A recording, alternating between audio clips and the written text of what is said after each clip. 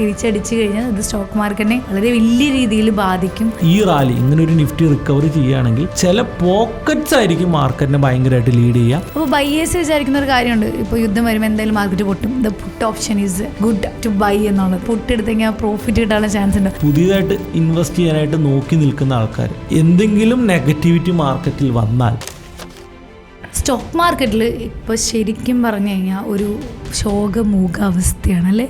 ശാന്തത എത്തിയിട്ടുണ്ട്. അതെ, ഇടിച്ച് പറിച്ച് മുകളിലോട്ട് വന്ന മാർക്കറ്റ് എനിക്ക് തോന്നുന്നു മൺഡേ ഒരു ഉച്ചയ്ക്ക് 12 മണി മുതൽ ഇപ്പോൾ വരെ വലിയ കാര്യമായിട്ട് അനങ്ങാതെ ഒരു വര വരച്ച് അതുമ്പോൾ കിടന്ന് തൂങ്ങി കിടക്കും. അത് കഴിഞ്ഞിട്ട് കഴിഞ്ഞ ദിവസം പെട്ടെന്ന് ഒരു ഫ്ലക്ച്വേഷൻ മാർക്കറ്റിൽ വിക്സ് കൂടുന്നു. എന്താണെന്ന് അറിയില്ല. ഇന്ത്യ തിരിച്ചടിക്കോ എന്നുള്ള കാര്യത്തിൽ കൺഫ്യൂഷനായിട്ട് ഇപ്പോൾ നിൽക്കുകയാണ്. തിരിച്ചടിച്ചു കഴിഞ്ഞാൽ അത് സ്റ്റോക്ക് മാർക്കറ്റിനെ വളരെ വലിയ രീതിയിൽ ബാധിക്കും. ട്രേഡേഴ്സ് എന്ത് ചെയ്യും എന്നുള്ള കൺസെപ്റ്റിലാണ്. ഇപ്പം കഷ്ടപ്പെട്ട ഒരു ബെയറിഷ്നെസ് വന്ന് പോർട്ട്ഫോളിയോക്ക് ഒന്ന് കയറിയ സമയത്ത് ദേ കിടക്കണു എന്ന് പറയുന്നത് പോലെയാണ് ഇന്ത്യ പാകിസ്ഥാൻ യുദ്ധത്തെക്കുറിച്ച് നമുക്ക് പറയാം. ഇന്ത്യ പാകിസ്ഥാൻ യുദ്ധം ഉണ്ടാകുമല്ലോ എന്നൊക്കെ നമുക്ക് എന്തായാലും പറയാൻ പറ്റില്ല. എനിക്ക് തോന്നുന്നു നമുക്ക് മലയാള മനോരമേനെ ഒന്ന് വിളിച്ച് ചോദിച്ചാൽ ഏതിലൂടെയാണ് യുദ്ധം ഉണ്ടാകുന്നത്. അല്ല, പക്ഷെ നമ്മളിപ്പോൾ പല ചാനലുകളിലും ഒരു ഫിയർ ഫാക്ടർ ഒന്നും ആരും തരുന്നൊന്നുമില്ല. ഇന്നലെ മുതൽ ചാനലുകാർക്ക് യുദ്ധം ഉണ്ടാകണം എന്ന് ആഗ്രഹമുള്ള പോലെയാണ് എനിക്ക് തോന്നുന്നത്. ഈ യുദ്ധം വരുന്നു, ഇന്ത്യ പാകിസ്ഥാൻ യുദ്ധവിമാനങ്ങൾ നേർക്ക് നേർ അങ്ങനെ അടിച്ച് വെട്ട് കീറിക്കൊണ്ടിരിക്കുകയാണ്. ഇപ്പോൾ പട്ടാളത്തിന് പൂർണ്ണ അധികാരം കൊടുത്തു. പട്ടാളത്തിന് അല്ലേ പൂർണ്ണ അധികാരം ഈ സമയത്ത് കൊടുക്കേണ്ടത്. കാരണം ബാറ്റിൽ ഫീൽഡിൽ നിൽക്കുന്ന ആൾക്കാരുടെ ഡിസിഷൻ മേക്കിംഗ് പവറാണ് കൊടുത്തിരിക്കുന്നത്, വേറെ ഒന്നുമല്ല കൊടുത്തിരിക്കുന്നത്. എന്ന് വെച്ചുകൊണ്ട് അവർ പോയി അറ്റാക്ക് ചെയ്യുന്നില്ല. അവരും ഈ പറഞ്ഞ കൺഫർമേഷനൊക്കെ കിട്ടിയാൽ മാത്രമാണ് ഫൈനൽ അറ്റാക്കിലോട്ട് പോവുള്ളൂ. എനിക്ക് തോന്നുന്നു ഇന്നലെ US-ന്റെ ഖത്തറിലും ബഹ്റൈനിലൊക്കെയുള്ള മിലിറ്ററി ബേസുകളിൽ നിന്ന് എക്യുപ്മെൻറ്റ്സ് ഇന്ത്യയിൽ എത്തിയിട്ടുണ്ട് ഭയങ്കരമായിട്ട്. എനിക്ക് തോന്നുന്നു 3-4 ഫ്ലൈറ്റുകൾ, കാർഗോ ഫ്ലൈറ്റുകളിൽ എക്യുപ്മെൻറ്റ്സ് എത്തിയിട്ടുണ്ട്. പക്ഷെ അവർ പറയുന്ന കാരണങ്ങൾ മറ്റു പലതൊക്കെ ആയിരിക്കാം. ഇസ്രായേലും ഈ സാഹചര്യത്തിൽ ഇന്ത്യനെ വലിയ രീതിയിൽ സഹായിക്കാനായിട്ടുള്ള എല്ലാ സാധ്യതകളും ഇസ്രായേലിന്. പക്ഷേ അവർക്ക് നാവിഗേഷൻസ് അങ്ങനെയുള്ള കാര്യങ്ങളൊക്കെ നമ്മളെ ഭയങ്കരമായിട്ട് ഹെൽപ്പ് ചെയ്യാൻ പറ്റും. ഇന്ത്യ ഇപ്പോൾ ചെയ്യുന്നത് എന്താണെന്ന് ഞാൻ മനസ്സിലാക്കുന്നത്, നമ്മുടെ വീക്ക് പോയിൻറ്റ്സ് കവറപ്പ് ചെയ്ത് ആ ഏരിയകൾ സ്ട്രോങ് ആക്കി നമ്മൾ അറ്റാക്ക് ചെയ്യേണ്ട പോയിന്റുകളെക്കുറിച്ച് വളരെ കൃത്യമായിട്ടുള്ള ഒരു ഐഡിയ ഉണ്ടാക്കുകയാണ്. ഈ സൈലൻസ് ആണ് എന്നെ പേടിപ്പെടുത്തുന്നത്. നമ്മൾ റഷ്യ ഉക്രൈൻ വാറിന് തൊട്ട് മുമ്പ് നോക്കിക്കഴിഞ്ഞാൽ റഷ്യയുടെ ഭാഗത്ത് നമ്മൾ ഇത്തരത്തിലുള്ള സൈലൻസ് കണ്ടു. തലേ ദിവസം പോലും പുടിൻ പറഞ്ഞത് ഞങ്ങൾ ഒരിക്കലും അങ്ങോട്ട് കയറി അറ്റാക്ക് ചെയ്യില്ല എന്നാണ്. പിറ്റേ ദിവസം രാത്രി തന്നെ പുടിൻ കയറി അറ്റാക്ക് ചെയ്യായിരുന്നു. ഇസ്രായേൽ ഗാസ ഇഷ്യൂവിലും ഗാസ കയറി അറ്റാക്ക് ചെയ്തതിന് ശേഷം ഇസ്രായേലിൻ്റെ ഭാഗത്തുനിന്ന് ഒരു വലിയൊരു സൈലൻസ് നമ്മൾ കണ്ടു. ഒരു വലിയ പ്രത്യാക്രമണമൊന്നുമില്ലാതെ തിരിച്ചടിക്കാനുള്ള ഒരു ചുവട് പുറകോട്ട് വയ്ക്കുന്ന ഒരു സ്ട്രാറ്റജി. ഇന്ത്യയും ഇപ്പോൾ അത് തന്നെയാണോ ചെയ്യുന്നത് എന്നുള്ള ഒരു ഫിയർ ഫാക്ടർ എനിക്കുണ്ട്. കാരണം യുദ്ധം നമ്മൾ ആരും ഇഷ്ടപ്പെടുന്നില്ല. നമുക്ക് വീമ്പ് പറയാം, ഇന്ത്യയാണ് ഭയങ്കര വലുത്, പാകിസ്ഥാനാണ് ചെറുത്, ഇന്ത്യ അടിച്ചു കഴിഞ്ഞാൽ പാകിസ്ഥാൻ തൂഫാനായി പോവും, ഇങ്ങനെയൊക്കെ നമുക്ക് പറയാം. പക്ഷെ ഒരു യുദ്ധത്തിലോട്ട് വരുമ്പോൾ നമ്മൾ എത്ര വലുതാണെങ്കിലും തിരിച്ചടികൾ നമുക്ക് നേരിടും. ഏറ്റവും വലിയ എക്സാമ്പിൾ റഷ്യ ഉക്രൈൻ വാർ തന്നെയാണ്. ഉക്രൈനും റഷ്യയും നോക്കുമ്പോൾ ആനയും ഉറുമ്പും പോലെയാണ്. എന്നാൽ റഷ്യയുടെ പല രാത്രികളും ഉറക്കം കെടുത്താൻ ഉക്രൈന് സാധിച്ചിട്ടുണ്ട്. ഇതുപോലെ തന്നെയായിരിക്കും ഇന്ത്യയും പാകിസ്ഥാനും. 100% മേധാവിത്വം ഒരിക്കലും ഒരു യുദ്ധത്തിൽ ഒരു രാജ്യത്തിനും എടുക്കാനായിട്ട് പറ്റത്തില്ല. കാരണം ഇപ്പോൾ അമേരിക്ക വന്ന് ഇറാഖിനെ യുദ്ധം ചെയ്യുന്നു, അമേരിക്ക വന്ന് അഫ്ഗാനിസ്ഥാനെ യുദ്ധം ചെയ്യുന്ന പോലെ അല്ലല്ലോ. ഇന്ത്യയും പാകിസ്ഥാൻ തൊട്ടടുത്ത് കിടക്കുന്ന രാജ്യങ്ങളാണ്. പാകിസ്ഥാൻ വിടുന്ന 100 മിസൈലുകളിൽ 100 മിസൈലും തകർക്കാൻ ഇന്ത്യയുടെ ഡിഫൻസ് സിസ്റ്റത്തിന് സാധിച്ചാൽ മാത്രമാണ് നമ്മുടെ ജനങ്ങൾക്ക് അത്രയും പ്രൊട്ടക്ഷൻ കിട്ടുള്ളൂ. പറയുന്നത് കണ്ണടച്ചൊരു 100 മിസൈൽ ഇട്ട് കഴിഞ്ഞാൽ 1-2 ഒക്കെ എവിടെയെങ്കിലുമൊക്കെ എന്തായാലും പോയി വിടും. 90 നമ്മൾ തകർത്തു എന്ന് പറഞ്ഞാലും എന്തെങ്കിലുമൊക്കെ നാശനഷ്ടം ഇന്ത്യക്ക് വരും. അപ്പോൾ യുദ്ധം ഒട്ടും നല്ലതല്ല. പ്രത്യേകിച്ച് നമ്മുടെ കാർഗിൽ വാറിൻ്റെ സമയത്തൊക്കെ കാർഗിൽ വാർ മാർക്കറ്റ് നമ്മൾ പറഞ്ഞു കഴിഞ്ഞു 10% ഇടിഞ്ഞത്. ആഫ്റ്റർ ദാറ്റ് നമ്മൾ കാർഗിൽ സെസ് 5% ടാക്സ് നമ്മൾ എക്സ്ട്രാ ആഡ് ചെയ്തിരുന്നു. അപ്പോൾ ഒരുപക്ഷെ ഇത്തരത്തിലുള്ള യുദ്ധം കഴിഞ്ഞ് കഴിയുമ്പോൾ വാർ സെസ് വരാം. അത് നമുക്ക് ഇവിടെ ഇൻഫ്ലേഷൻ കൂട്ടാനും ഒരു നമ്മുടെ സാധാരണക്കാരുടെ ജീവിതം വീണ്ടും ദുസ്സഹമാക്കാനൊക്കെ കാരണമാകും. അപ്പോൾ യുദ്ധം ഉണ്ടാകാതിരിക്കട്ടെ എന്ന് വെച്ചുകൊണ്ട് തീവ്രവാദികളെ വെറുതെ വിടാൻ പറ്റുമോ? പക്ഷെ അവർക്കുള്ള പണി കൃത്യമായിട്ട് കൊടുക്കണം എന്ന് തന്നെയാണ് ഞാൻ വിശ്വസിക്കുന്നത്. ഇപ്പോൾ സ്റ്റോക്ക് മാർക്കറ്റിലേക്ക് തിരിച്ചു വരികയാണെങ്കിൽ എല്ലാവരും നല്ലൊരു ഫിയറിലാണ്. ഇപ്പോൾ ഓൾറെഡി ഈ ഒരു ഡിപ്പ് കണ്ട സ്ഥിതിക്ക് എല്ലാവർക്കും അത് ബുക്ക് ചെയ്ത് വെക്കാം, അല്ലെങ്കിൽ സേഫ് ആയിട്ട് ഇൻവെസ്റ്റ്മെന്റ്. ഒരു ഫിയറും ഇല്ല എന്ന് തന്നെയാണ് തോന്നുന്നത്. FIS അടുപ്പിച്ച് ഈ മാസം ഫുൾ ബൈയിങ് ആണ് നടത്തിയിരിക്കുന്നത്. എനിക്ക് 40,000 കോടി രൂപയിലധികം FIS ഓൾറെഡി $4 മില്യൺ പർച്ചേസ് കഴിഞ്ഞ ദിവസങ്ങളിൽ കണ്ടിന്യൂസ് ആയിട്ട് FIS ഇന്ത്യൻ മാർക്കറ്റിൽ നടത്തി കഴിഞ്ഞു. സാധാരണക്കാരാണ് സെല്ല് ചെയ്യുന്നത്. അപ്പോൾ FISന് നമ്മുടെ മാർക്കറ്റിനോട് കോൺഫിഡൻസ് വന്നു എന്ന് വേണം നമ്മൾ മനസ്സിലാക്കാൻ. ഓക്കെ, പക്ഷേ ആ കോൺഫിഡൻസ് ഈ ഒരു രീതിയിൽ ബ്രേക്ക് ആവാനുള്ള ചാൻസ് ഭയങ്കര ഹൈ അല്ലേ? ഈ ഒരു യുദ്ധം വന്നു കഴിഞ്ഞാൽ അവർക്ക് നഷ്ടം തന്നെയല്ലേ ഉണ്ടാവുക? തീർച്ചയായിട്ടും. പക്ഷെ ഞാൻ ഉദ്ദേശിക്കുന്നത് യുദ്ധം ഉണ്ടാവുകയാണെങ്കിൽ അറിയേണ്ടവരൊക്കെ ആദ്യമേ അറിയും എന്ന് തന്നെയാണ്. ഇപ്പോൾ സാറ്റലൈറ്റ് ചിത്രങ്ങൾ പരിശോധിച്ച് കഴിഞ്ഞാൽ യുദ്ധം ഉണ്ടാകുമോയെന്ന് ഏകദേശമൊക്കെ അറിയാൻ പറ്റും എന്നാണ് ഞാൻ മനസ്സിലാക്കുന്നത്. പല വലിയ FISും ഇതൊക്കെ മോണിറ്റർ ചെയ്തുകൊണ്ടിരിക്കില്ലേ. ഒരു ഫുൾ ഫ്ലെജ് വാറിലോട്ടൊക്കെ പോവുകയാണെങ്കിൽ നമുക്ക് നമ്മുടെ മിലിറ്ററി വിന്യാസങ്ങൾ അതിർത്തിയിൽ കൂടുതലായി കാണുകയും അതൊരു യുദ്ധത്തിലോട്ടാണ് എന്ന് വളരെ പെട്ടെന്ന് തന്നെ മനസ്സിലാകുകയൊക്കെ ചെയ്യുന്നതാണ്. അത് റഷ്യ-യുക്രൈൻ വാറിലൊക്കെ ആ സമയത്ത് ഞാൻ പറഞ്ഞു കേട്ടിട്ടുണ്ട്. പല US മിലിറ്ററി ഹെഡുകളും യുദ്ധം എന്തായാലും ഉണ്ടാകുമെന്നൊക്കെ പറഞ്ഞ ചില പോഡ്കാസ്റ്റുകളൊക്കെ ഞാൻ അതിനു മുമ്പ് ഞാൻ കണ്ടിട്ടുണ്ടായിരുന്നു. പക്ഷെ ഇപ്പോൾ ഇന്ത്യ പാകിസ്ഥാൻ ഇഷ്യൂവിൽ അങ്ങനെയുള്ള അപ്ഡേറ്റുകളൊന്നും വരുന്നില്ല. സാറ്റലൈറ്റിൻ്റെ കണ്ണ് വെട്ടിച്ചുകൊണ്ട് ഒരു മിലിറ്ററി വിന്യാസവും അതിർത്തിയിൽ ചെയ്യാൻ രണ്ട് രാജ്യങ്ങൾക്കും സാധിക്കില്ല എന്നുകൂടി നമ്മൾ മനസ്സിലാക്കണം. അപ്പോൾ ഇന്ത്യ ഒരു സർജിക്കൽ സ്ട്രൈക്ക് പോലത്തെ അറ്റാക്കുകൾ മാത്രമാണ് പ്ലാൻ ചെയ്യുന്നുള്ളൂ എന്ന് തന്നെയാണ് നമുക്ക് തോന്നുന്നത്. ഓക്കെ, അപ്പോൾ ഈ എന്താണ് നമുക്ക് ട്രേഡ് ചെയ്യുന്ന ആളുകൾക്ക് അല്ലെങ്കിൽ ഇൻവെസ്റ്റ് ചെയ്തിരിക്കുന്ന ആളുകൾക്ക് നമുക്ക് എന്ത് കോൺഫിഡൻസ് ആണ് കൊടുക്കാൻ പറ്റുക ഈ ഒരു സാഹചര്യത്തിൽ? ഈ സാഹചര്യത്തിൽ പുതിയ ഇൻവെസ്റ്റ്മെൻറ്റുകൾ ഞാൻ റെക്കമെൻഡ് ചെയ്യുന്നില്ല. പക്ഷേ ഡിഫൻസ് സെക്ടറിൻ്റെ റിക്കവറി ഭയങ്കര ഹ്യൂജാണ്. മോർ ദാൻ 10% ആണ് ലാസ്റ്റ് 2 ഡേയ്സിൽ. കൊച്ചിൻ ഷിപ്പ്യാർഡ് 15% ടോട്ടൽ എന്തോ കയറുകയാണ് ചെയ്തത്. പറയുന്നത് മാസ്ഡോക്ക് അതുപോലെയുള്ള എല്ലാ ഡിഫൻസ് HAL ഉൾപ്പെടെയുള്ള എല്ലാ ഡിഫൻസ് സ്റ്റോക്കുകളും ഒരു രക്ഷയില്ലാത്ത റിക്കവറി കാണിച്ചു. കാരണം എങ്ങാനും ഇത്തരത്തിലുള്ളൊരു വാർ ഇഷ്യൂസിലോട്ട് പോയി കഴിഞ്ഞാൽ അവിടെ വരാൻ പോകുന്ന വലിയ മണി പമ്പ് ആണ് ഈ പറയുന്ന സ്റ്റോക്കുകൾ വളരെ പെട്ടെന്ന് തിരിച്ചു കയറാനുള്ളൊരു റീസൺ. പക്ഷേ ഇത് ന്യൂസ് ബേസ്ഡ് ആയതുകൊണ്ട് ഇതിനെ വളരെ ക്വിക്കായിട്ട് മുതലാക്കുക അല്ലെങ്കിൽ ക്വിക്കായിട്ട് എൻട്രി ചെയ്ത് എക്സിറ്റ് ആകുക എന്നുള്ള പ്ലാൻ മാത്രമേ നടക്കത്തുള്ളൂ. അല്ലാതെ ഇതിൻ്റെ ടെക്നിക്കൽ അനാലിസിസ് ചെയ്തൊരു ടാർഗറ്റ് വരച്ചിട്ട് അവിടം വരെ പോകും എന്നൊന്നും പറയാനായിട്ട് നമ്മളെക്കൊണ്ട് സാധിക്കില്ല. നമ്മൾ നിഫ്റ്റിയുടെ വാല്യുവേഷനെ കുറിച്ച് വളരെ കൃത്യമായിട്ട് നമ്മൾ പരിശോധിച്ച് കഴിഞ്ഞാൽ ഞാൻ കഴിഞ്ഞ പോഡ്കാസ്റ്റുകളിൽ പറഞ്ഞ പോലെ നിഫ്റ്റിയുടെ P റേഷ്യോ കറൻ്റ്ലി ഒരു 21.7 എന്ന് പറയുന്ന ലെവലിലാണ്. EPS നിഫ്റ്റിയുടെ ഏണിംഗ് പെർ ഷെയർ എന്ന് പറയുന്നത് 1106 ഓക്കെ. EPS 10% വെച്ച് വളർന്നു കഴിഞ്ഞാൽ അടുത്ത വർഷത്തെ EPS വരിക എന്ന് പറയുന്നത് 1217 11% വെച്ച് വളർന്നാൽ EPS എന്ന് പറയുന്നത് 1228 എന്ന് നമുക്ക് കാൽക്കുലേറ്റ് ചെയ്യാം. ഈ 10% വെച്ച് വളർന്നു കഴിഞ്ഞാൽ 10% വെച്ചാണ് നിഫ്റ്റി വളരുന്നത്. P റേഷ്യോ 22 മെയിൻറ്റെയിൻ ചെയ്യുകയാണെങ്കിൽ നിഫ്റ്റിക്ക് 26,770 വരെ ഗ്രോ ചെയ്യാനായിട്ടുള്ള പൊട്ടൻഷ്യൽ കറൻ്റ്ലി ഉണ്ട്. എന്നാൽ ഒരു യുദ്ധം പോലുള്ള സാഹചര്യം വന്നു കഴിഞ്ഞാൽ നമ്മുടെ വളർച്ചേനെ ബാധിക്കുകയും നമ്മുടെ P റേഷ്യോ 22 നിന്ന് 20 കുറയുകയും ചെയ്യും. അങ്ങനത്തെ ഒരു സാഹചര്യത്തിൽ നിഫ്റ്റിയുടെ ഒരു റൈറ്റ് വാല്യുവേഷൻ എന്ന് പറയുന്നത് 24,340 മാത്രമാണ്. P റേഷ്യോ 19 പോയി കഴിഞ്ഞാൽ ഇനിയും മാർക്കറ്റ് താഴത്തോട്ട് വരാനുള്ള സാധ്യതയുണ്ട്. ഇനി P റേഷ്യോ 24-25 ലെവലിലോട്ട് P റേഷ്യോ 24-25 വളരും എന്ന് പറഞ്ഞു കഴിഞ്ഞാൽ ഇന്ത്യ അത്രയും ഗ്രോത്ത് പൊട്ടൻഷ്യൽ കാണിക്കണം എന്നാണ്. അങ്ങനെ വളരുകയാണെങ്കിൽ നിഫ്റ്റി 29,000 പോകാനുള്ള ഒരു സാഹചര്യമാണുള്ളത്. അപ്പോൾ ഈ നമ്പേഴ്സ് എല്ലാവരെയും കൺഫ്യൂസ് ചെയ്യിപ്പിക്കാം എന്ന് എനിക്ക് തോന്നുന്നു.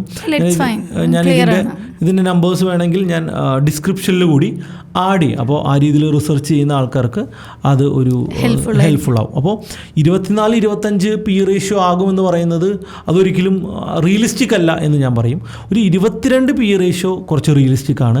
10% വളർച്ചയും റിയലിസ്റ്റിക് ആണ്. അങ്ങനെ നോക്കിയാൽ അടുത്ത വർഷം നിഫ്റ്റി ഒരു 26,770 റേഞ്ചിലോട്ടൊക്കെ നിഫ്റ്റിക്ക് എത്താം. എന്നാൽ 11% ഗ്രോത്ത് കുറച്ച് എക്സാജുറേറ്റഡ് ഗ്രോത്താണ്. എന്നാൽ ബാങ്കിങ് ഫിനാൻസ് സെക്ടറിന് 12% വരെ ഗ്രോത്ത് കാണിക്കുന്നുണ്ട്. എന്നാൽ ഇൻഫ്രാസ്ട്രക്ചർ മെറ്റൽ പോലുള്ള സെക്ടേഴ്സിന് 9-10 കാണിക്കുന്നുള്ളൂ. എന്നാൽ 11% വെച്ച് ഗ്രോ ചെയ്യുകയാണെങ്കിൽ നമ്മുടെ നിഫ്റ്റി 27,000 അടുത്ത വർഷം ടച്ച് ചെയ്യാനുള്ള എല്ലാ സാഹചര്യങ്ങളും കൂടി ഉണ്ട് എന്നുകൂടി നമ്മൾ മനസ്സിലാക്കണം. റിയൽ സ്റ്റോറിയിൽ 8% നമ്മുടെ EPS തകർന്നു കഴിഞ്ഞാൽ നമ്മുടെ ഗ്രോത്ത് EPSൻ്റെ ഗ്രോത്ത് തകർന്നു കഴിഞ്ഞാൽ പോലും അടുത്ത വർഷം മാർക്കറ്റ് 25,000 സസ്റ്റെയിൻ ചെയ്യാനുള്ള സാഹചര്യമുണ്ട്. അതായത് ഞാനിത് ഒരു സിമ്പിൾ വേർഡ്സിൽ പറയുകയാണെങ്കിൽ നിഫ്റ്റി ഒരു ഓവർ വാല്യൂഡ് ആണ് എന്ന് നമുക്ക് ഇപ്പോഴും പറയാൻ പറ്റില്ല. Nifty in a right valuation എന്ന് തന്നെയാണ് നമുക്ക് പറയാൻ പറ്റുക. അതുകൊണ്ടാണ് FIS നമ്മുടെ മാർക്കറ്റിലോട്ട് തിരിച്ചു വന്ന് കണ്ടിന്യൂസ്ലി ഇൻവെസ്റ്റ് ചെയ്യാനുള്ള ഒന്നാമത്തെ റീസൺ. അപ്പോൾ അടുത്ത വർഷം മുതൽ അങ്ങോട്ട് പറന്ന് നിഫ്റ്റി പോവും എന്നല്ല ഞാൻ പറയുന്നത്. EPS കൂടുകയാണെങ്കിൽ നമ്മുടെ മാർക്കറ്റിന് 27,000 മുതൽ 29,000 വരെ നെക്സ്റ്റ് ഇയറിൽ പോകാനുള്ള ഒരു ഫണ്ടമെൻ്റൽ സാഹചര്യങ്ങളുണ്ട്. യുദ്ധം വന്ന് വളർച്ചേനെ ബാധിച്ചു കഴിഞ്ഞാൽ ഇതായിരിക്കില്ല നമ്പേഴ്സ്. ഞാൻ യുദ്ധമില്ല, കറണ്ട് സിറ്റുവേഷൻ അനുസരിച്ചിട്ടാണ് പറയുന്നത്. അപ്പോൾ ഈ നമ്പേഴ്സ് നമ്മൾ മനസ്സിൽ വയ്ക്കുക. ഇതിൽ ആരാണ് ഏറ്റവും സ്ട്രോങ് ആയിട്ട് നിൽക്കുന്നത് എന്ന് ചോദിച്ചു കഴിഞ്ഞാൽ അതിൻ്റെ അകത്ത് ഒറ്റ റീസണേ ഉള്ളൂ, ബാങ്കിങ് ആൻഡ് ഫിനാൻസ്. 12 മുതൽ 13% വരെ ഗ്രോത്താണ് ബാങ്കിങ് ഫിനാൻസ് സെക്ടേഴ്സ് കാണിക്കുന്നത്. IT നെഗറ്റീവാണ്. IT നമുക്ക് ഷോർട്ട് ടൈമിൽ നെഗറ്റീവായിട്ട് കാണേണ്ടി വരും. റിലയൻസ് വളരെ പെട്ടെന്ന് തിരിച്ച് കയറിയിട്ടുണ്ടെങ്കിലും റിലയൻസിൻ്റെ ഔട്ട്ലുക്ക് അത്രയും നല്ലതല്ല. ഷോർട്ട് ടൈമിൽ വളരെ വീക്കായിട്ടാണ് റിലയൻസ് കാണിക്കുന്നത്. ഓട്ടോ സെക്ടർ നമുക്കറിയാം ഇന്ത്യയിലെ ഏറ്റവും വലിയ പ്രധാനപ്പെട്ട സെക്ടറുകളിൽ ഒന്നാണ്. ഓട്ടോ സെക്ടർ ഒരു ഓക്കെ എന്നാൽ വളരുന്നില്ല എന്നുള്ളൊരു സാഹചര്യത്തിലാണ് നിൽക്കുന്നത്. അതുകൊണ്ടാണ് ഈ സെക്ടേഴ്സിലൊക്കെ വലിയ കറക്ഷൻസ് നേരിട്ടത്. IT-യിലാണെങ്കിലും ഓട്ടോയിലാണെങ്കിലും ഒക്കെ ഒരു കറക്ഷൻ നേരിടാനുള്ള റീസണും അതാണ്. ഇതാണ് നിഫ്റ്റിയുടെ ഫണ്ടമെൻ്റലി ആയിട്ടുള്ള കാരണങ്ങൾ. തിരിച്ചു കയറുമോ ഇല്ലയോ എന്നുള്ള ചോദിച്ചു കഴിഞ്ഞാൽ this is a right answer. Technical reasons വേറെ വരും എന്നുള്ളതാണ്. ന്യൂസ് ബേസ്ഡ് ആണെങ്കിൽ നമുക്ക് ഇതൊന്നും ഫണ്ടമെൻ്റലി ഒന്നും ആപ്ലിക്കബിൾ ആവണമെന്നില്ല. കാരണം സ്റ്റോക്ക് മാർക്കറ്റ് വർക്ക് ചെയ്യുന്നത് കറണ്ട് സിറ്റുവേഷൻ അനുസരിച്ചിട്ടില്ല, ഫ്യൂച്ചറിസ്റ്റിക് ആയിട്ടാണ്. അപ്പം ഞാൻ ഗ്രോത്തിനെ കുറിച്ച് പറഞ്ഞത് അടുത്ത വർഷം ഇത്ര ഗ്രോത്ത് ഉണ്ടെങ്കിൽ എന്നുള്ള രീതിയിലാണ് ഞാനും സംസാരിച്ചത്. ഫ്യൂച്ചറിസ്റ്റിക് ആയിട്ടുള്ള മൂവ്മെൻ്റ് ആയിരിക്കും ഇനിയും ഈ Q1 Q2 റിസൾട്ടുകളായിരിക്കും നിഫ്റ്റി എന്ത് പ്രതീക്ഷിക്കുന്നു എന്നുള്ള കാര്യം ആയിരിക്കും മാർക്കറ്റിനെ മുന്നോട്ട് കൊണ്ടുപോവുക. അതുപോലെ തന്നെ ഓപ്ഷൻ ട്രേഡേഴ്സ്, അതായത് മേജർലി ഓപ്ഷൻ ബൈയേഴ്സ്, ഇപ്പോൾ ഈ ഒരു യുദ്ധത്തിൻ്റെ ഒരു സാഹചര്യം ഉള്ളതുകൊണ്ട് തന്നെ പ്രീമിയം ഒക്കെ ഭയങ്കര ഹൈ ആയിട്ടാണ് നിൽക്കുന്നത്. റൈറ്റ്, നമുക്ക് നോക്കുകയാണെങ്കിൽ കഴിഞ്ഞ ദിവസം പ്രീമിയംസ് എടുത്ത് നോക്കുകയാണെങ്കിൽ ഭയങ്കര ഹൈ ആണ്. അപ്പോൾ ബൈയേഴ്സ് വിചാരിക്കുന്ന ഒരു കാര്യമുണ്ട്, ഇപ്പോൾ യുദ്ധം വരുമ്പോൾ എന്തായാലും മാർക്കറ്റ് പൊട്ടും, the put option is good to buy എന്നുള്ളത്. സോ അവർക്ക് ഇപ്പോൾ DK കുറിച്ചൊന്നും കാര്യമായിട്ട് അറിയാത്തവർക്ക് പണി കിട്ടാൻ ചാൻസ് ഉണ്ടോ, അല്ലെങ്കിൽ പുട്ട് എടുത്തെങ്കിൽ പ്രോഫിറ്റ് കിട്ടാനുള്ള ചാൻസ് ഉണ്ടോ? എനിക്കവിടെ പല ആളുകൾ ഇവൻറ്റിന് മാത്രം ട്രേഡ് ചെയ്ത് പ്രോഫിറ്റ് എടുക്കുന്ന ആളുകളുണ്ട്. റൈറ്റ്, അപ്പം എന്താണ് അവരുടെ ആ ഒരു ഇന്നലെ നമ്മൾ പോലും 1-2 ലോട്ട് എടുത്ത് വെച്ചിട്ടുണ്ട്. ഞാൻ എടുത്തു വെച്ചത് 3 ലോട്ട് പുട്ട് മാത്രമാണ്. അപ്പോൾ അതൊരു പോർട്ട്ഫോളിയോ ഹെഡ്ജിങ് ആയിട്ട് പോലും അല്ല, ചുമ്മാ കിട്ടിയാലോ എന്നുള്ളതാണ്. അപ്പോൾ നമ്മുടെ പല അതുപോലെ ചിന്തിക്കുന്ന ഒരുപാട് പേരുണ്ട്. ഇപ്പൊ സുനിൽ വരെ ആ രീതിയിൽ ഒരു പുട്ടെടുത്ത് വെച്ചിട്ടുണ്ടെങ്കിൽ അതായത് എൻ്റെ ടോട്ടൽ ക്യാപിറ്റലിൻ്റെ ജസ്റ്റ് 0.25% മാത്രമാണ് ഞാൻ അവിടെ റിസ്ക് എടുത്ത്, പോയാലും കുഴപ്പമില്ല എന്നുള്ള ഒരു കൺസെപ്റ്റിൽ ഒരു റിസ്ക് എടുക്കാം. ഇങ്ങനെ ചെയ്യുന്ന ഒത്തിരി ആൾക്കാരുണ്ട്. അപ്പോൾ ഇങ്ങനെ ചെയ്യാം, പക്ഷെ അത് എത്ര റിസ്ക് ഉണ്ടെന്ന് മനസ്സിലാക്കി ആണ് എല്ലാവരും ചെയ്യുന്നത്. ചിലപ്പോൾ മേ ബി ഈ DK വന്ന് ലൂസ് വന്നേക്കാം, അല്ലെങ്കിൽ ക്വിക്ക് റിക്കവറീസിൽ ഇവർക്ക് ഇത് ഫുൾ ലോസ് ആവാനായിട്ടുള്ള റെഡി ആണെങ്കിൽ, നമ്മൾ ഉപയോഗിച്ച ക്യാപിറ്റൽ ഫുൾ സീറോ ആവുമെങ്കിൽ, കുഴപ്പമില്ല എങ്കിൽ വി ക്യാൻ ഡു ദാറ്റ്. എന്നാൽ 2 ലക്ഷം രൂപ മാത്രം ക്യാപിറ്റൽ ഉള്ള ഒരാൾ 2 ലക്ഷം രൂപയ്ക്കും പുട്ട് മേടിക്കുകയാണ് യുദ്ധം വരുമെന്ന് പറഞ്ഞിട്ട്, അവൻ ചിലപ്പോൾ മാർക്കറ്റിൽ നിന്ന് ഔട്ടായി പോകും. യുദ്ധം വന്നില്ലെങ്കിലോ, യുദ്ധം വന്നു കഴിഞ്ഞാൽ ശരിയാണ് 5-6% ഒക്കെ ചിലപ്പോൾ സിംഗിൾ ഡേ ക്രാഷൊക്കെ നമുക്ക് കിട്ടിയേക്കാം. അങ്ങനെയാണെങ്കിൽ ഒരു 2 ലോട്ട് പുട്ടുണ്ടെങ്കിൽ ചിലപ്പോൾ ലോട്ടറി അടിച്ച് കിട്ടിയാലോ എന്ന് മാത്രമേ ഉള്ളൂ.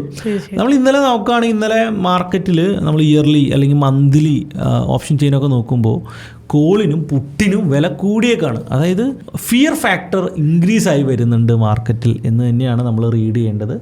സോ കറൻ്റ്ലി മാർക്കറ്റ് ട്രേഡ് ചെയ്യാൻ വളരെ വളരെ നല്ല മാർക്കറ്റാണ്. ഇപ്പോൾ ലാസ്റ്റ് 3 ഡേയ്സ് മൺഡേ ഉച്ച കഴിഞ്ഞ് മുതൽ മാർക്കറ്റ് ഒരു സൈഡ് വൈസ് ആണെങ്കിൽ പോലും കഴിഞ്ഞ ഒരു മാസത്തെ മാർക്കറ്റ് ഡയറക്ഷണൽ ട്രേഡേഴ്സിനും മാനുവലി ട്രേഡ് ചെയ്യുന്നവർക്കും ഒരു കൃത്യ നോളജ് വെച്ച് ട്രേഡ് ചെയ്യുന്നവർക്കും വളരെ മികച്ച മാർക്കറ്റായിരുന്നു. കാരണം വളരെ കുറച്ച് മാനിപ്പുലേഷൻസേ മാർക്കറ്റിൽ നടക്കുന്നുള്ളൂ. ഇതിനു മുമ്പ് നടന്ന പോലുള്ള വലിയ മാനിപ്പുലേഷൻസ് ഇല്ല. കുഞ്ഞു ട്രേഡേഴ്സ് മാർക്കറ്റിൽ ഭയങ്കരമായിട്ട് കുറഞ്ഞു. എനിക്ക് തോന്നുന്നു എല്ലാവരും നല്ല ട്രേഡേഴ്സ് ആയതുകൊണ്ട് തന്നെ ട്രെൻഡുകളെല്ലാം സസ്റ്റൈനബിൾ ആയിട്ട് നിലനിൽക്കുന്നുണ്ട്. ഇപ്പോൾ കഴിഞ്ഞ ദിവസത്തേക്ക് ഒരു തിങ്കളാഴ്ച മുകളിലേക്ക് പോയി ജസ്റ്റ് ഏരിയയിലേക്ക് കറക്റ്റ് ചെയ്തു, അവിടെ നമുക്ക് ട്രേഡ് ബ്രേക്ക് ഔട്ട് ചെയ്തു. അതെ, രാവിലത്തെ ട്രേഡ് ഭയങ്കര അടിപൊളി ട്രേഡ് ആയിരുന്നു. പിന്നെ ഓപ്പൺ ചെയ്തു, ജസ്റ്റ് ഒരു കറക്ഷൻ. അപ്പോൾ സസ്റ്റെയിൻ ചെയ്ത് നിൽക്കുന്നു. അതെ, മാർക്കറ്റ് ഭയങ്കര ട്രേഡബിൾ മാർക്കറ്റ് ആയി. അത് എനിക്ക് തോന്നുന്നു സെബീനെ നമ്മൾ ആ സമയത്ത് ഞാൻ പറയുന്നില്ല, ഇതിൻ്റെ അകത്ത് കുറേ പോസിറ്റീവ് കാര്യങ്ങളുണ്ട് എന്ന് പറഞ്ഞു. ആ പോസിറ്റീവ് കാര്യങ്ങളുടെ ഔട്ട്കമാണ് ഇപ്പോൾ നമ്മൾ കാണുന്നത്. പബ്ലിക് മൊത്തം സെബീനെ കുറ്റം പറഞ്ഞപ്പോൾ ആക്ച്വലി കൂടുതൽ ആൾക്കാർ കുറ്റം പറഞ്ഞ ആൾക്കാരെല്ലാവരും ഫോറക്സിലോട്ടും ഇതിൻ്റെ അകത്തേക്കൊക്കെ പോയി കാശ് കളയും. അതിൻ്റെ അകത്ത് നമുക്ക് വേറെ ഒന്നും ചെയ്യാനില്ല. പക്ഷേ ഇന്ത്യൻ മാർക്കറ്റിനെ സ്റ്റേബിളാക്കാൻ സെബിക്ക് നല്ല രീതിയിലൊക്കെ സാധിച്ചു എന്ന് തന്നെയാണ് തോന്നുന്നത്. പുതിയതായിട്ട് ഇൻവെസ്റ്റ് ചെയ്യാനായിട്ട് നോക്കി നിൽക്കുന്ന ആൾക്കാർ, ഞാൻ പറയാനുള്ളത്, എന്തെങ്കിലും നെഗറ്റിവിറ്റി മാർക്കറ്റിൽ വന്നാൽ ബാങ്കിങ് ഫിനാൻസ് സെക്ടറുകളിൽ ഒരു പുൾ ബാക്ക് വരികയും നിങ്ങൾക്ക് ഒരു എൻട്രി ഓപ്പർച്യൂണിറ്റി വരികയും ചെയ്യുമെന്നാണ് ഞാൻ പ്രതീക്ഷിക്കുന്നത്. അതുപോലെ തന്നെ നമ്മളിപ്പോൾ ഈ യുദ്ധത്തിന്റെ കാര്യം ഉള്ളതുകൊണ്ട് തന്നെ ഗ്ലോബൽ മാർക്കറ്റിങ്ങിനെ കുറിച്ച് നമ്മൾ വലിയ ഡിസ്കഷൻ ട്രംപിനെ മറന്നു എന്നുള്ളതാണ്. ട്രംപിന്റെ ഇപ്പോഴത്തെ കറന്റ് സിറ്റുവേഷൻ എന്താണ് ഗ്ലോബൽ മാർക്കറ്റിന്റെ ഒരു അനാലിസിസ് പറയുകയാണെങ്കിൽ? ഞാൻ പോസിറ്റീവ് ആണ്. ട്രംപ് തണുത്തുറഞ്ഞു പോയി എന്ന് ഞാൻ വിശ്വസിക്കുന്നില്ല. അതും പുലി ഒരു സ്റ്റെപ്പ് പുറകയിൽ വെച്ച മാതിരി തന്നെയാണ് ഞാൻ വിശ്വസിക്കുന്നുള്ളൂ. ട്രംപ് പൂർവാധികം ശക്തിയായിട്ട് തിരിച്ച് വന്നിരിക്കും എന്ന് തന്നെയാണ് ഞാൻ വിശ്വസിക്കുന്നത്. US ഇന്ത്യൻസിൻ്റെ അടുത്ത് നമ്മൾ സംസാരിച്ച് കഴിഞ്ഞാൽ അവർ ഇത് തന്നെയാണ് പറയുന്നത്. ഇന്നലെ ഒരു വ്യക്തിയായിട്ട് സംസാരിച്ചപ്പോൾ അവർ പറയുന്നത് ട്രംപ് ചുമ്മാ ഇരിക്കുന്നതല്ല, ഹി വിൽ കം ബാക്ക് എന്നുള്ളത് തന്നെയാണ്. സോ അതിൻ്റെ പുള്ളി ആ ഫസ്റ്റ് റൗണ്ട് ചെയ്തതിൽ വന്ന മിസ്റ്റേക്കുകൾ കറക്റ്റ് ചെയ്തുകൊണ്ട് പുള്ളി ഒരുപക്ഷെ സെക്കൻഡ് റൗണ്ടിലോട്ട് തിരിച്ചു വന്നേക്കാം. അപ്പോഴേക്കും ഇന്ത്യക്ക് കൃത്യമായിട്ടുള്ള ഒരു പ്ലാനും പദ്ധതിയുമായി ഇന്ത്യ ഫസ്റ്റ് കരാറിലോട്ടൊക്കെ എത്തിക്കഴിഞ്ഞാൽ ഇന്ത്യ അതിൽ നിന്ന് രക്ഷപ്പെടുകയാണ്. കരാർ എത്താൻ പറ്റാത്ത US അടി കൊടുക്കണമെന്ന് വിചാരിക്കുന്ന രാജ്യങ്ങൾക്ക് നൈസ് പണി കൊടുത്തിരിക്കും എന്ന് തന്നെയാണ്. അപ്പോൾ ഞാൻ പറയുന്നത് ഗ്ലോബൽ സിറ്റുവേഷൻസ് ഇന്ത്യക്ക് അനുകൂലമാണ്. അതും FIS ഇന്ത്യയിലോട്ട് തിരിച്ചു വരാൻ ഒരു കാരണമാണ്. പക്ഷേ IT സെക്ടറിൽ ഇതുവരെ ആ ഒരു അത് US വരുന്ന ഇൻഫ്ലേഷൻ ഇഷ്യൂ ആണ്. US ഒരു റിസിഷനിലോട്ട് പോകുമെന്നുള്ള പേടി വിട്ടുമാറിയിട്ടില്ല, പോവില്ല എന്ന് തന്നെയാണ് നമ്മൾ മനസ്സിലാക്കുന്നത്. പക്ഷേ US ഒരു സ്പെൻഡിങ് കുറഞ്ഞു കഴിഞ്ഞാൽ അത് നമ്മുടെ IT സെക്ടറിനെ നെഗറ്റീവായിട്ട് ബാധിക്കുന്നുണ്ട്. ആക്സെഞ്ചർ ഉൾപ്പെടെയുള്ള വലിയ കമ്പനികളുടെ റിസൾട്ടുകൾ ഇപ്പോൾ അടുത്ത ദിവസം വരാനുണ്ട്. അപ്പോൾ അത് വരുമ്പോൾ നമുക്ക് മനസ്സിലാവും എന്താണ് IT ഫ്യൂച്ചർ എന്നുള്ളത്. IT അടുത്ത ഒരു വർഷത്തേക്ക് ഒരു സ്ലോ മൂവ്മെൻ്റ് ആയിരിക്കും, ഒരു വലിയ ഗ്രോത്ത് കാണിക്കില്ല എന്ന് തന്നെയാണ് ഞാൻ പ്രതീക്ഷിക്കുന്നത്. അതുകൊണ്ട് തന്നെ എൻ്റെ പോർട്ട്ഫോളിയോയിൽ ഞാൻ IT വെയിറ്റേജ് ചെറുതായിട്ട് കുറച്ച് അത് ബാങ്കിങ്ങിലോട്ടും ഫിനാൻസിലോട്ടും കൂടുതൽ ആഡ് ചെയ്തിട്ടുണ്ട്. അപ്പോൾ ഇത് തന്നെയാണ് നമ്മൾ ചെയ്യേണ്ടത്. ഇനിയും ഞാൻ കുറേ മാസങ്ങളായിട്ട് പറഞ്ഞുകൊണ്ടിരിക്കുന്ന sector leaders is bank and finance ആണ്. ഡിഫൻസ് ടെമ്പററി ആയിട്ട് വന്നതാണ്. ഈ ഡിഫൻസിനെ നമുക്ക് വിശ്വസിച്ച് ഇൻവെസ്റ്റ് ചെയ്യാനായിട്ട് പറ്റില്ല. പക്ഷെ ഒരു ടെമ്പററി ഇൻവെസ്റ്റ്മെൻറ്റ്സ് ഒക്കെ ഡിഫൻസിൽ അത്രയും റിസ്ക് എടുക്കാൻ തയ്യാറുണ്ടെങ്കിൽ ട്രൈ ഔട്ട് ചെയ്യാം എന്നുള്ളതാണ്. എന്നാൽ ഓവറോൾ സ്റ്റോക്കുകൾ നോക്കുമ്പോൾ എല്ലാവരും അടിപൊളിയായി വന്നിട്ടില്ല, വളരെ കുറച്ച് സ്റ്റോക്കുകളാണ്. അപ്പോൾ ചില പോക്കറ്റ്സ്, ഞാൻ വീണ്ടും പറയുന്നു, ഈ റാലി ഇങ്ങനെ ഒരു നിഫ്റ്റി റിക്കവറി ചെയ്യുകയാണെങ്കിൽ ചില പോക്കറ്റ്സ് ആയിരിക്കും മാർക്കറ്റിനെ ഭയങ്കരമായിട്ട് ലീഡ് ചെയ്യുക. ആ റെഗുലർ പോക്കറ്റ്സ് ഏതൊക്കെയാണ് നമ്മൾ പല വീഡിയോസിലും റെഗുലറായിട്ട് പറഞ്ഞുകൊണ്ടിരിക്കുകയാണ്. ആ പോക്കറ്റ്സിലെ നല്ല സ്റ്റോക്കുകളെ ഐഡൻറ്റിഫൈ ചെയ്യാം. എനിക്ക് തോന്നുന്നു ഏതൊരു നമ്മുടെ ഒരു സബ്സ്ക്രൈബറിൻ്റെ ഒരു കമൻറ്റ് ഉണ്ടായിരുന്നു, പുള്ളി കൃത്യമായിട്ട് ഏത് സെക്ടർ, ആ സെക്ടറിലുള്ള മിനി സെക്ടർ ഏതാണ്, ഇപ്പോൾ ഫിനാൻസ് ആണെങ്കിൽ ഫിനാൻസിലെ ഏത് ഫിനാൻസ്, ഹോം ഫിനാൻസ് ആണോ, മറ്റേ ആപ്ലിക്കേഷൻസിന് കൊടുക്കുന്ന ഫിനാൻസ് ആണോ, അങ്ങനെ മൈക്രോ ഫിനാൻസ് ആണോ എന്നൊക്കെ വളരെ വ്യക്തമായിട്ട് എക്സ്പ്ലെയിൻ ചെയ്തുകൊണ്ടൊരു കമൻറ്റൊക്കെ ഉണ്ടായിരുന്നു. അപ്പോൾ അങ്ങനെ ആളുകൾ അനാലിസിസ് ചെയ്യുന്നുണ്ട്. അപ്പോൾ പല അനാലിസിസുകളും കമൻറ്റുകളിലൂടെ വരുന്നുണ്ട്. അപ്പോൾ അങ്ങനെ കൂടി നിങ്ങൾ അനാലിസിസ് ചെയ്ത് കഴിഞ്ഞാൽ കൃത്യമായിട്ട് അത്തരത്തിലുള്ള സ്റ്റോക്കുകളെ നിങ്ങൾക്ക് ഐഡൻറ്റിഫൈ ചെയ്യാൻ പറ്റും. നമ്മൾ ട്രേഡ് ടോക്സിൻ്റെ ഒരു പുതിയ മെമ്പർഷിപ്പ് കൂടി നമ്മൾ പുതിയതായിട്ട് ലോഞ്ച് ചെയ്യുന്നുണ്ട്. അപ്പോൾ വീക്കിലിയുള്ള അനാലിസിസ് വീഡിയോസ് ഈ രീതിയിൽ നമ്മൾ നമ്മുടെ സബ്സ്ക്രൈബേഴ്സിന് വേണ്ടി പ്രൊവൈഡ് ചെയ്യുന്നുണ്ട്. അപ്പോൾ നിങ്ങൾക്ക് ട്രേഡ് ടോക്സ് യൂട്യൂബ് ചാനലിൻ്റെ മെമ്പർഷിപ്പിൽ കൂടി വേണമെങ്കിൽ ജോയിൻ ചെയ്യാൻ സാധിക്കും. അപ്പോൾ അവർക്ക് വേണ്ടിയിട്ട് നമ്മൾ ഡെഡിക്കേറ്റഡ് ആയിട്ട് ഒരു വീക്കിൽ ഒരു അനാലിസിസ് വീഡിയോ നമ്മൾ പബ്ലിഷ് ചെയ്യുന്നതായിരിക്കും. എന്തായാലും യുദ്ധം വരാതിരിക്കട്ടെ, സമാധാനമായിട്ട് ഇന്ത്യ എന്തായാലും ചെറിയൊരു അടി കൊടുക്കും. ആ അടി കൊടുത്ത് അതോടുകൂടി അതങ്ങ് തീരട്ടെ, പാകിസ്ഥാൻ തിരിച്ചടിക്കാതിരിക്കട്ടെ. എന്തായാലും ഓവർനൈറ്റ് പൊസിഷനൊക്കെ പുട്ടെടുത്ത് വെച്ച് ചിലപ്പോൾ ഈ പറഞ്ഞ പോലെ DK ഒക്കെ വന്ന് പ്രോഫിറ്റ് കിട്ടാതിരിക്കാം അല്ലേ. അപ്പോൾ അതൊക്കെ ശ്രദ്ധിക്കുക. ഓവർനൈറ്റ് പൊസിഷൻസ് മാക്സിമം ഒഴിവാക്കുക. റിസ്ക് എടുത്തു എന്നുള്ള കാൽക്കുലേറ്റഡ് ആയിട്ട് എടുക്കുക. അതെ നമ്മൾ ഒരുപാട് റിസ്ക് എടുത്ത് വെച്ചിട്ട് നാളെ ഇതിനു വേണ്ടി വെയിറ്റ് ചെയ്ത് ഉറങ്ങാതിരിക്കാതെ ചെറിയ റിസ്ക് എടുത്ത് വെച്ചേക്കാനും ലോട്ടറി കിട്ടിയാലും ഇന്ത്യ പാകിസ്ഥാൻ യുദ്ധം ആ ഒരു അവസ്ഥ ഉണ്ടാക്കാതിരിക്കുക. അപ്പോൾ വീണ്ടും ഒരു പോഡ്കാസ്റ്റ് ആയിട്ട് വീണ്ടും കാണുന്നവരേക്കും ഗുഡ് ബൈ.